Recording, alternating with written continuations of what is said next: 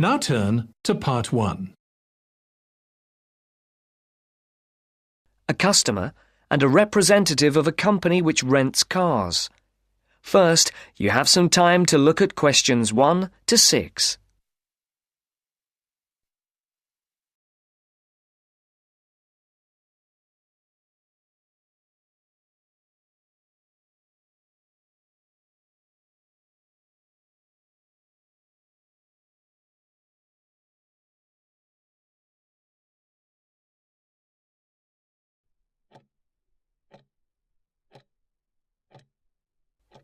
Now listen to the first part of the conversation and answer questions 1 to 6.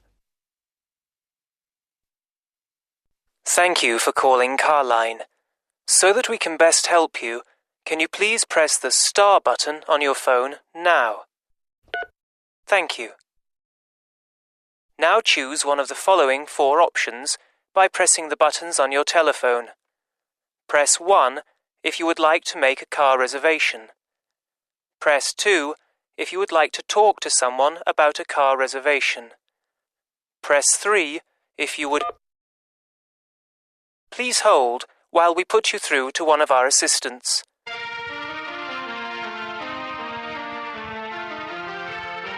Good morning, Melanie speaking.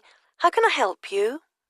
My name is Mr. Maxine, and I booked a car several days ago to be picked up from Heathrow Airport in London, and I'd like to change the booking.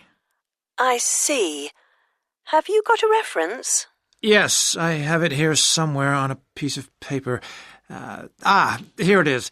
It's A for Alpha, C for Charlie, F for Foxtrot, Y for... Year. Yes. The number 15, 1-5, A for Alpha, and G for Go. Let's see. Can I just check that? ACFY15AG. Yes. Mr. John Maxine. Yes, that's it. Okay, so how can I help you? I booked a car for 3 days from this Friday at 6 p.m. to Monday at 6 p.m. Yes, a manual. I'd like to change it for a larger car and an automatic rather than a manual. And I'd also like to book it for 5 rather than 3 days. Okay, let's have a look. We have an estate which is automatic. Yes, that would be perfect. There is a difference in price, though. For the extra 2 days? Yes, but also for the size of the car. The estate is £15 more expensive per day than the saloon car you have already booked. Okay, and how much extra is it altogether then? That makes it an extra £165. It seems rather expensive. The last time I hired one, it wasn't so much. When was that? Several weeks ago. I see. Before the speakers continue their conversation, look at questions 7 to 10.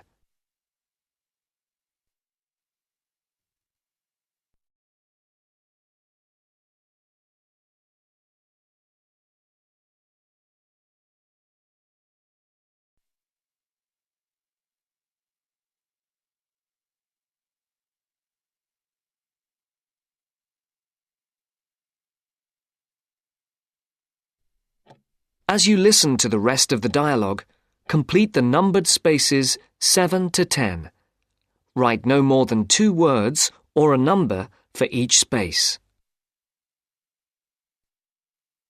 Well, it's basically because the rates change daily according to the cars available. The estate is the last automatic we have for hire for that period. We have a manual estate which is cheaper, if that would help. No, it has to be an automatic. Okay. Shall I debit your card for the extra £165? Is it possible for me to pay the extra in cash when I pick up the car at the airport?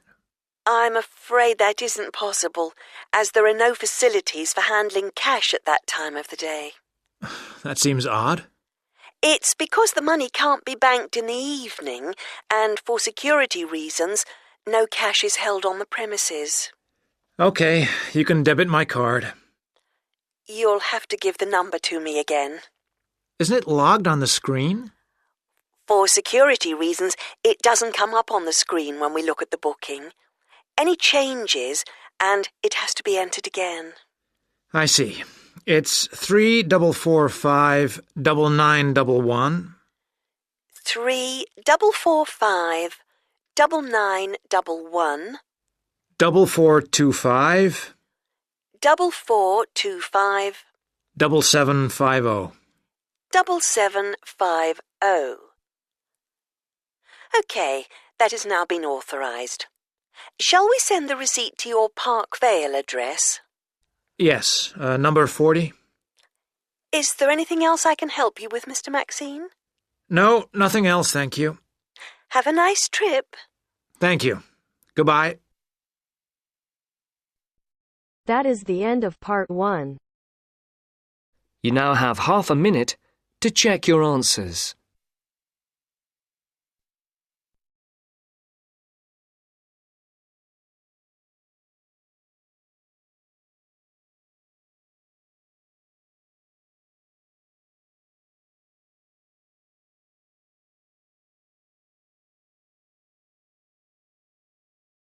Now turns to part 2.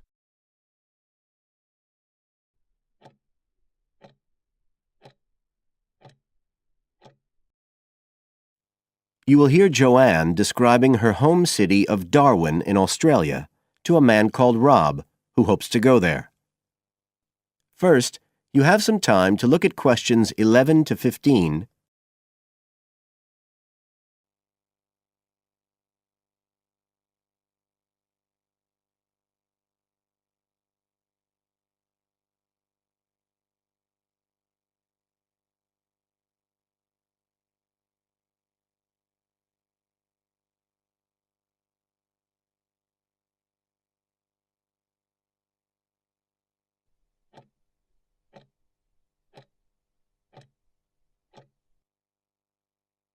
Now listen carefully and answer questions 11 to 15. Joanne? Hi, you must be Rob. Nice to meet you. So, I hear you're planning to visit Australia. Yeah, and I really wanted to talk to you because I was thinking of spending some time in Darwin, and my sister told me you're from there. That's right. So, tell me about it. Well, where shall I start? Well, Darwin's in what they call the top end because it's right up at the northern end of Australia, and it's quite different from the rest of Australia in terms of cultural influences. In fact, it's nearer to Jakarta in Indonesia than it is to Sydney, so you get a very strong Asian influence there. That means we get lots of tourists. People from other parts of Australia are attracted by this sort of international cosmopolitan image. And as well as that, we've got the same laid-back atmosphere you get all over Australia, probably more so, if anything, because of the climate.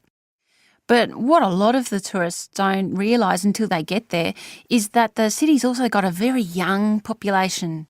The average age is just 29, and this makes the whole place very buzzy. Some people think that there might not be that much going on as far as art and music and dancing and so on are concerned because it's so remote. I mean, we don't really get things like theatre and opera in the same way as cities down in the south like Sydney, for example, because of the transport expenses. But in fact, what happens is that we just do it ourselves. Lots of people play music, classical as well as pop, and there are things like artists groups and writers groups and dance classes. Everyone does something. We don't just sit and watch other people. You said it's very international? Yeah, they say there's over 70 different nationalities in Darwin. For instance, there's been a Chinese population there for over 100 years. We've even got a Chinese temple. It was built way back in 1887, but when a very bad storm, a cyclone, in fact, hit Darwin in the 1970s, it was almost completely destroyed. The only parts of the temple that survived were part of the altars and the stone lions. But after the storm, they reconstructed it using modern materials. It's still used as a religious centre today, but it's open to tourists too, and it's definitely worth going to see it. Oh, and as far as getting around goes, you'll see places that advertise bicycles for hire, but I wouldn't recommend it. A lot of the year it's just so hot and humid. Some tourists think it'll be fine because there's not much in the way of hills and the traffic's quite light compared with some places, but believe me, you're better off with public transport. It's fine and not expensive. Or you can hire a car, but it's not really worth it. What's the swimming like? Well, there are some good beaches, but the trouble is that there's this nasty creature called the box jellyfish, and if it stings you, you're in bad trouble. So you have to be very careful most of the year, especially in the winter months.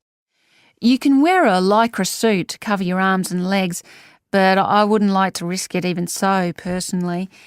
And there are the saltwater crocodiles too. I mean, I don't want to put you off. There are protected swimming areas netted off where you'll be safe from jellyfish and crocs, or there are the public swimming pools. They're fine, of course. You now have some time to look at questions 16 to 20.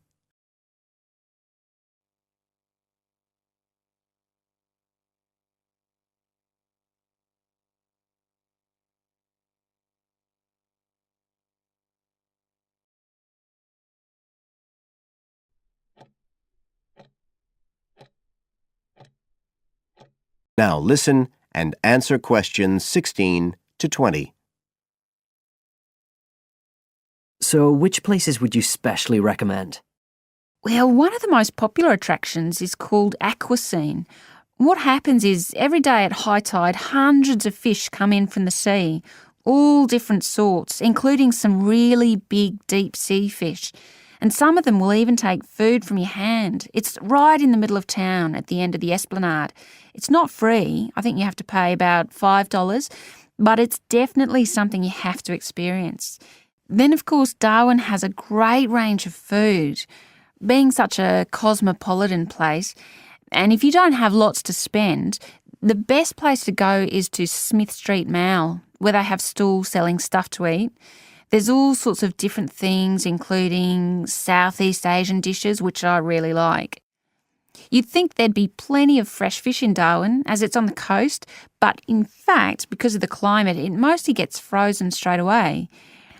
But you can get fresh fish in the restaurants on Cullen Bay Marina. It's a nice place to go for a special meal, and they have some good shops in that area too.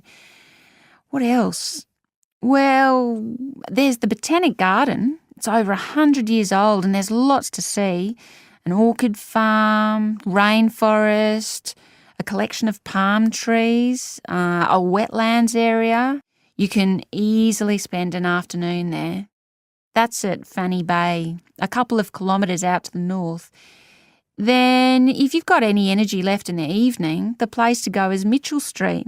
That's where it all happens as far as clubs and music and things are concerned. You'll bump into lots of my friends there. Talking of friends, why don't I give you some email addresses? I'm sure they wouldn't mind. That is the end of part 2. You now have half a minute to check your answers.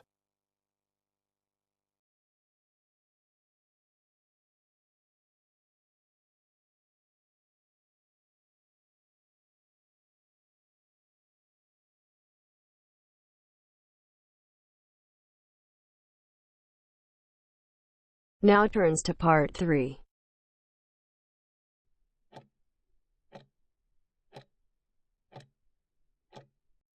You will hear a business studies student called Sam talking to his tutor about an IT project he is going to do for a local company called Turner's. First, you have some time to look at questions 21 to 26.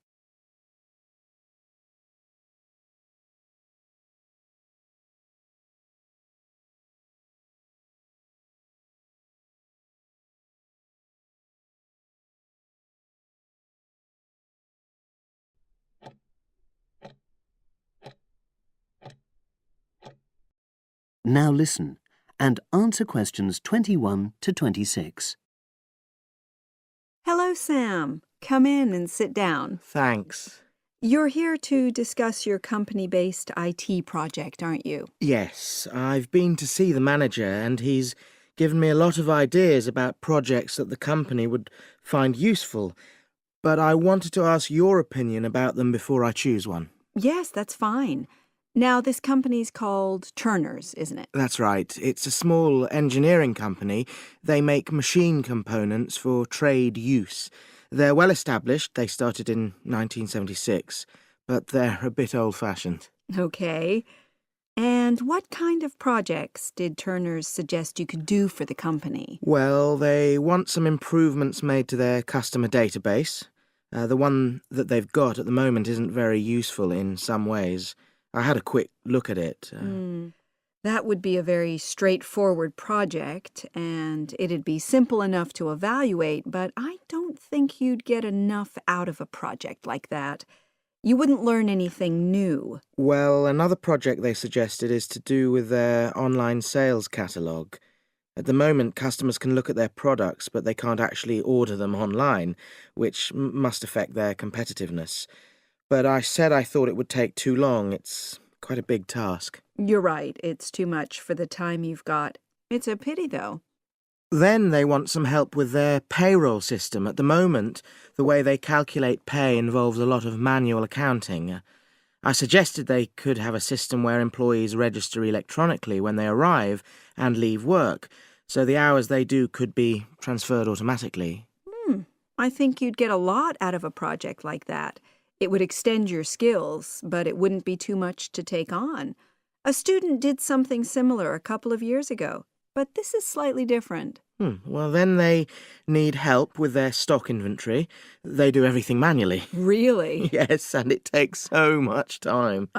It's probably very inaccurate, too. An electronic inventory would probably be the biggest single benefit for the company. I'm surprised they haven't had it done before. I know. Then they wanted to improve their internal security. The manager had visited other companies where the staff use swipe cards to access various areas of the building. It sounded useful, but the trouble is I'm not really sure how to do it. Well, I think you're right in that assessment. At the moment, it's probably a bit beyond your level of knowledge. Is that all? Just one more. Customer service. They want to be able to collect feedback from their customers in a more systematic way. At the moment, it's a bit of a mess, and they probably lose business as a result. Would that involve you going to see customers at their own premises? Because in that case, you might have to do a fair amount of traveling, and that would incur expenses that haven't been agreed with these companies. I never thought of that. Well, it might not be a problem, but it's something that needs clarifying. Well, I hope that's been helpful in narrowing down the options. Yes, it has, thanks. I'll be able to make a decision now. But while I'm here, can I talk to you about coursework? Sure. Now you have some time to look at questions 27 to 30.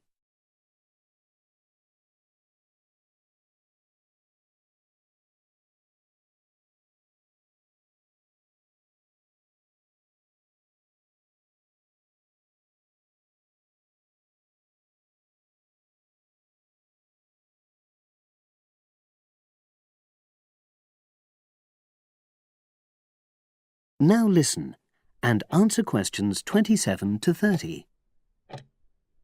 I'm not very happy about the way our group assignment is working. There are some problems. Oh, dear. Are people just not getting on with each other? That's the worst thing. Actually, we're all friends. It's not that. But when we're having a discussion about the assignment, one or two people end up doing all the talking and the rest don't say anything. It's a bit frustrating because we need plenty of debate. Well, that's a common observation. You're studying in a group with people from all over the world, and you all have your own ways of participating. In some places, students are more used to listening than talking, and vice versa. I suppose you're right. I'll try to remember that. Does everyone pull their weight as far as sharing the workload is concerned? I'd say they do, yes. And our group elected a leader. She's very good at making sure no one's overloaded. But personally, I feel that there are just too many of us in the group. Whenever we try to arrange a meeting, there's always at least one person who can't make it. It's not anyone's fault, it's just that We've all got slightly different timetables. Well, I'm glad you've talked to me about it. Feedback is always useful. Is there anything else you're concerned about? There are a couple of problems with lecturers that all the students are talking about.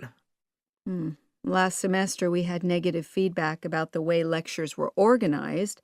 There were several occasions when the wrong room had been booked or the same room had been booked twice, that sort of thing. Is that still a problem? That hasn't happened at all as far as I know. Oh, good. It's sorted out then. But I don't know the reason, but some of the staff often turn up late, so we miss 10 or 15 minutes of our lecture time. It might be because they've been copying handouts for students. I think there's a queue for the machine sometimes. Well, I'll look into that. Thank you for telling me. Anything else? The other thing is that it can be very difficult to get to see a lecturer individually. They're all very supportive and friendly when you do manage to find them, but often they're not in their office, even at times when they're meant to be available for consultation. Okay, that's helpful. Now, before you leave, That is the end of part 3. You now have half a minute to check your answers.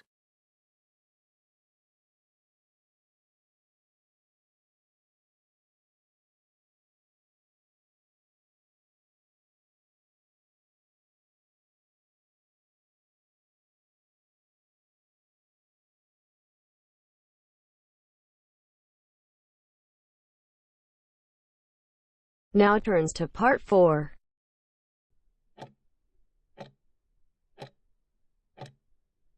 You are going to hear a lecture on ecology. First, you have some time to look at questions 31 to 35.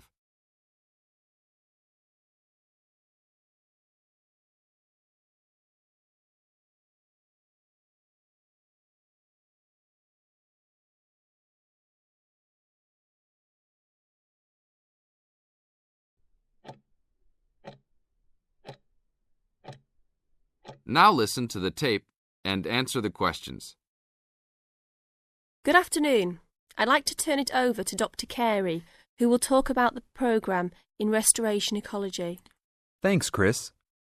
A lot of people think that human beings can do whatever they want to the environment.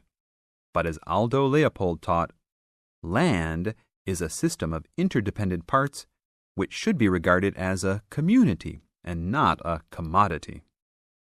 Well, that idea has influenced what we teach here in our program, where students come from all over the world to learn about restoring native plant communities back into an ecologically natural state. This field is therefore a combination of formal science with practical applications, and that is quite attractive to many people. We have students, for example, from many different nations who come just to take part in this unique program. Our location is also quite unique. We have the world's oldest restored native plant community in Curtis Prairie at the Wisconsin Arboretum. Some say that this is proof that the science of restoration ecology was birthed in Wisconsin. Well, that may be oversimplified, but our reputation is strong. But students don't have to study prairies only. One student, Edmund Mukala from the Congo, came to study restoring ancient wetlands in the Congo using knowledge gained from historic samples of the soil seed bank. Not all the seeds survived, but some can remain dormant for many years. Mr. Mukala wanted to find out what type of community would be most similar to that ancient seed bank. He has recently returned to the Congo and is now cooperating with the government to implement his findings. Now look at questions 36 to 40.